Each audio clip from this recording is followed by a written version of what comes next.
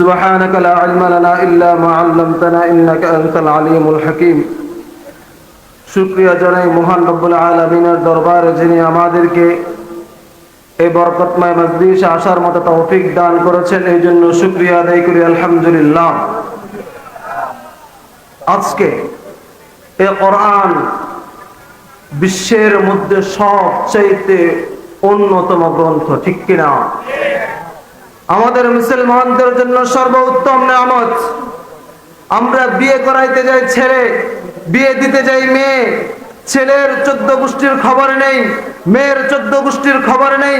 মুসলমান হয়েছি, ইসলাম গ্রহণ করেছি, বাবা মুসলমান, দাদা মুসলমান, আমরা কখনো আজ পর্যন্ত চিন্তা করে দেখেনি কোরআনের পরিচয়টা কি, ঠিক না বেঠিক?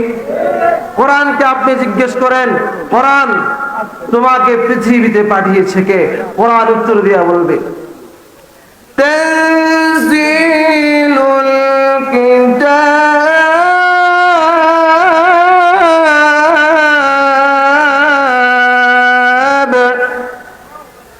লা রাইবা ফীহি মির রাব্বিল আলামিন।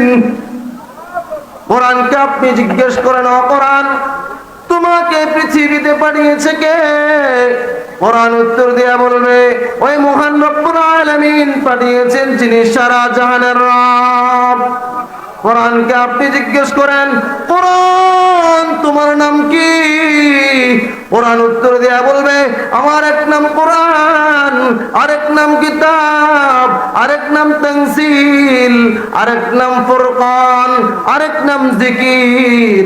কোরআনকে আপনি জিজ্ঞেস করেন, কোরআন তুমি পৃথিবীর শুরু থেকে যেভাবে ছিলা বর্তমানে সেইভাবে আছো কিনা? কোরআন উত্তর দিয়া বলতেছে আমি 1400 বছর পূর্বে যেমন ছিলাম বর্তমানেও তেমন আছি, কঠিন কালো পরিবর্তন হব না। কোরআন বলতেছে আমি পৃথিবীর শুরুতে যেমন ছিলাম, আমার ভিতরে 30টা পারা ছিল, 14টা সিজদার আয়াত ছিল, 8টা সেক্তার আয়াত ছিল, 86টা মুক্তি সূরা ছিল, 28টি মদনী সূরা ছিল। আমি যখন অবতীর্ণ হয়েছিলাম আমার ভিতরে 39,502টা জবর ছিল। আমি যখন অবতীর্ণ হয়েছিলাম আমার ভিতরে 43,203টা জের ছিল। আমি যখন অবতীর্ণ হয়েছিলাম আমার ভিতরে 8,808টা পেশ ছিল। আমি যখন অবতীর্ণ হয়েছিলাম আমার ভিতরে 1200 তাসবিহ ছিল। এইভাবে সোয়া লক্ষ পয়গম্বরগণের মধ্য হতে 25 জন নবী রাসূলের জীবনী ছিল। এইভাবে শুরুতে যেমন ছিলাম বর্তমানেও তেমন আছি। কোন ইয়াহুদি শক্তি, নাস্তিকবাদ শক্তি আমার একটা অক্ষর বেষ্টন করতে পারে নাই, অদূর ভবিষ্যতেও পারবে না। আমার মুসলমান ভাইরা, আমি আপনাদেরকে বুঝাইতে চাইছিলাম কোরআন মানুষকে জীবন পরিবর্তন করতে চায়। কি চায় ভাই? কোরআন পৃথিবীতে অবতীর্ণ হয়েছে কেন? মানুষের জীবন পরিবর্তন করার জন্য। এইভাবে হযরত ওমর রাদিয়াল্লাহু তাআলা আনহু যখন ইসলাম গ্রহণ করেন নাই, রাসূল করিম সাল্লাল্লাহু আলাইহি ওয়াসাল্লামের কাছে গেলেন। রাসূল করিম সাল্লাল্লাহু আলাইহি ওয়াসাল্লাম দোয়া করলেন বোন আর বকরি ফতের কুরবানির কারণে, বোন আর বকরি ফতের এক কুরবানির কারণে তিনি কোরআন শুনলেন।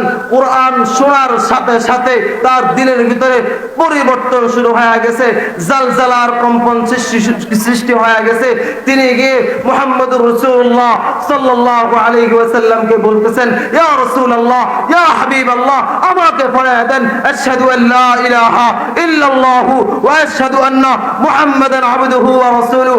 আমি বলতে চাই আজ যদি সমাজকে সোজা করতে হয়, সমাজকে সুন্দর করতে হয়, দেশকে সুন্দর করতে হয়, যুব সমাজকে সুন্দর করতে হয়, কোরআনের বিকল্প কিচ্ছু নয়, নয়, নয়।